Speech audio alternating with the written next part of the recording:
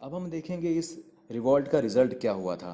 Results of the revolt, first था rise of nationalism.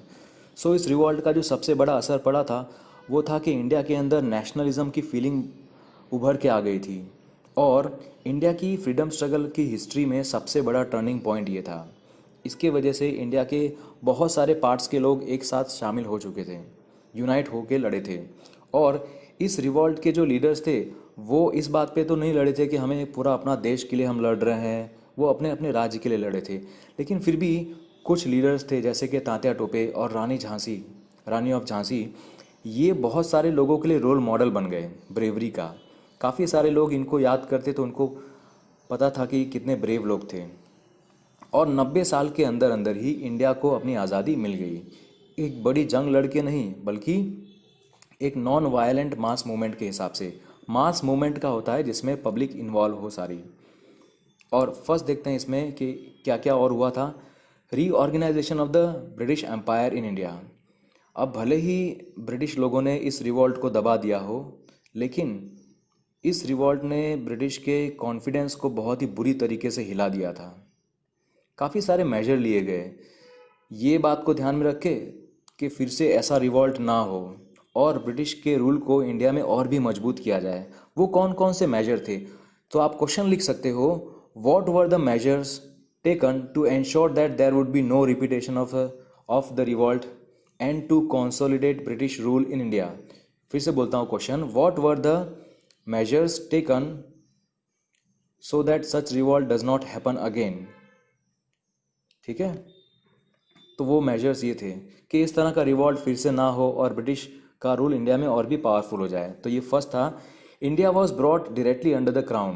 अब 1857 के रिवॉल्ट के बाद ईस्ट इंडिया कंपनी को एज अ गवर्निंग बॉडी से हटा दिया कि अब आप इंडिया को गवर्न नहीं करोगे। अब इंडिया को गवर्न कौन करेगा? ब्रिटिश का क्राउन, मतलब वहाँ की रानी। और वहाँ के क्राउन के अंडर डायरेक्टली जो रिप्रेजेंटेटिव होगा, जो क्राउन के तरफ से जो इंडिया को गवर्न करेगा, जो गवर्नर जनरल, वो अब कहलाएगा वॉइस रॉय। सेकेंड ये था रीऑर्गेनाइजेशन ऑफ द आर्मी।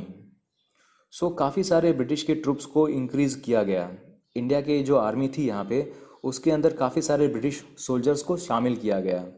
और ब्रिटिशर्स ने ब्राह्मीण, राजपूत और वो सोल्जर जो अवध के थे, बिहार, सेंट्रल इंडिया, इन सारे सोल्जर्स की जगह पे गुरखा, सिख और पठान्स को रखा गया। क्योंकि इन्हीं लोगों ने, ये गुरखा, सिख और पठान्स लोगों ने ही रिवॉल्ट के टाइम पे ब्रिटिश को सपोर्ट किया था, अपनी वफादारी दिखाई थी। और जितना भी गोला बारूद, जितना भी कुछ वेपन, जो भी कुछ होता, वो अब सब कुछ ब्रिटिश लोगों के हाथ में ही कंट्रोल में रहता, किसी इंडियन के हाथ में नहीं। इसके बाद देखते हैं क्वीन विक्टोरियाज प्रोक्लेमेशन। 1858 में क्वीन विक्टोरिया ने एक प्रोक्लेमेशन जारी किया। प्रोक्लेमेशन मतलब होता है एक फरमान, जो एक राजा, महाराजा या फिर कोई रानी के द्वारा एक अनाउंसमेंट, जिसके अंदर जितने भी रेबल्स थे उनको अनकंडीशनली माफ़ कर दिया गया। खाली उन लोगों को छोड़ के जिन लोगों ने ब्रिटिश के लोगों को मारा हो, ख़त्म किया हो, उन लोगों को माफ़ नहीं किया, लेकिन बाकी सारे लोगों को माफ़ कर दिया गया। और इंडियन प्रिंसेस को ये विश्वास दिलाया गया कि जो उनके हक हैं, उनके राइट्स हैं, उनकी डिग्निटी है, उनका जो ऑनर है, उसको रिस्पेक्ट किया जाएगा। सो इस एक्ट के वजह से ब्रिटिश लोगों को इंडिया के जितने भी राजा, महाराजा और जो प्रिंसेस थे, उनकी लॉयल्टी मिल गई। ठीक है, वो वफादारी उनकी मिल गई। और वहाँ के प्रिंस लोग अब इन ब्रिटिश लोगों के तरफ और भी आभार व्यक्त करने लगे, ग्रेटिट्यूड अपना, कि थैंकफुली, अच्छा किया आपने, ऐसा किया, थैंक यू सो मच, ये इसको बोलते हैं ग्रेटिट्यूड। ठीक है, और इसके साथ साथ में इस रिवॉल्ट के बाद ब्रिटिश का एटीट्यूड भी इंडिया की तरफ चेंज हो गया। पहले ब्रिटिश के अंदर जो लिबरल ब्रिटिश थे, जो मतलब ओपन माइंडेड थिंकिंग रखते थे, वो ये सोचते थे कि हाँ, ऐसा टाइम आएगा जब इंडियंस लोग खुद अपने आप को रूल करेंगे। लेकिन इस रिवॉल्ट के बाद ब्रिटिश लोगों ने ये डिसाइड किया कि इंडियंस लोग अपने आप को गवर्न करने के अनफिट हैं, इंडियंस लोग अपने आप को रूल नहीं कर सकते, इतने फिट नहीं है वो लोग। और ब्रिटिश ने ये डिसाइड किया कि अब हम किसी भी तरह के सोशल रिफॉर्म से दूर ही रहेंगे, हमें इनकी सोसाइटी में कोई बदलाव नहीं लाना, कोई रिफॉर्म नहीं करना। क्योंकि यही एक मेन कारण था यही one it was one of the main reason, major cause था ना ये रिवॉल्ट का, one of the major cause था। ठीक है, इसके बाद देखते हैं टेनेंसी एक्ट। जब ब्रिटिशर्स को ये एहसास हुआ कि किस तरह से उनकी लैंड रेवेन्यू की पॉलिसीज़ की वजह से इंडियन फार्मर्स को बहुत बड़ा नुकसान हुआ है, तो उन्होंने नए एक्ट्स लागू किए जिनका नाम था टेनेंसी एक्ट्स। इसमें पहला था the Bengal tenancy act of 1859। इसमें क्या कहा गया था कि इसमें लोगों की भलाई के बारे में बात किया गया था कि अगर किसी फार्मर के पास, अगर कोई फार्मर ये प्रूव कर देता है कि उसके पास जो लैंड है वो पिछले 12 साल से है, तो उसको उसके टेनेंसी राइट्स मिल जाएंगे, मतलब वो उसका मालिक हो जाएगा और उसको कोई वहाँ से हटा नहीं सकता। लॉर्ड कैनिंग, जो इस रिवॉल्ट के बाद इंडिया के फर्स्ट वॉइसरॉय बने, और इनके आने वाले और भी सक्सेसर्स मतलब दूसरे वॉइसरॉयज़, इन लोगों ने इंडिया को डेवलप करने के लिए काफ़ी सारी स्कीम्स लेके आए। काफ़ी सारे प्रोजेक्ट्स हुए थे जिसमें इरिगेशन के लिए, फिर सैनिटेशन के लिए, साफ़ सफाई, कम्युनिकेशन, और फेमाइन के वक्त फार्मर्स को इन सबको थोड़ा रिलीफ दे, ऐसा इस तरह की स्कीम्स लेके आए थे। स्कूल्स नए नए ओपन हुए थे।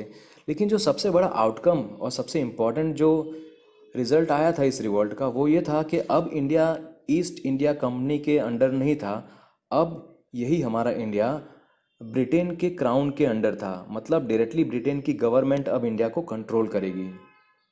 ठीक है, अब जितने भी इंडियन स्टेट्स थे वो ब्रिटिश के स्टेट्स कहलाते थे। इंडियन टेरिटरी मतलब ये कहलाते थे कि they are the part of Indian territory under British.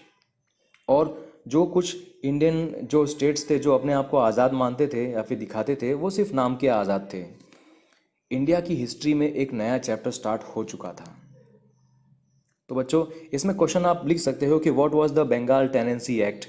ठीक है, ये लिख सकते हो कि what was the Bengal tenancy act of 1859। फिर एक और क्वेश्चन लिख सकते हो कि what was the queen Victoria's proclamation. ठीक है, क्वीन विक्टोरिया का जो प्रोक्लेमेशन था वो है क्या। ठीक है, तो इसका आंसर आप जब लिखोगे तो वो पूरा पैराग्राफ लिखोगे। 1858 क्वीन विक्टोरिया से लेकर लॉयल्टी ऑफ द प्रिंसेस, ये पूरा पैराग्राफ। ठीक है, और टेनेंसी एक्ट जो है, बंगाल टेनेंसी एक्ट, वो क्या लिखोगे, जो पूरा है लिखा हुआ ना, the Bengal tenancy act of 1859 से लेकर आप लिखोगे यहाँ तक, लॉर्ड कैनिंग के पहले तक। ठीक है, could not be evicted from the land, यहाँ तक। ओके, सो इसी के साथ ये एक लास्ट क्वेश्चन था जो बाकी रह गया है, जो सबसे most important outcome, what was the most important outcome of the revolt, वो यहाँ पे लिखोगे, ये पूरा पैराग्राफ। ओके, सो इसी के साथ ये चैप्टर फिनिश होता है। Thank you so much children, God bless you all, bye.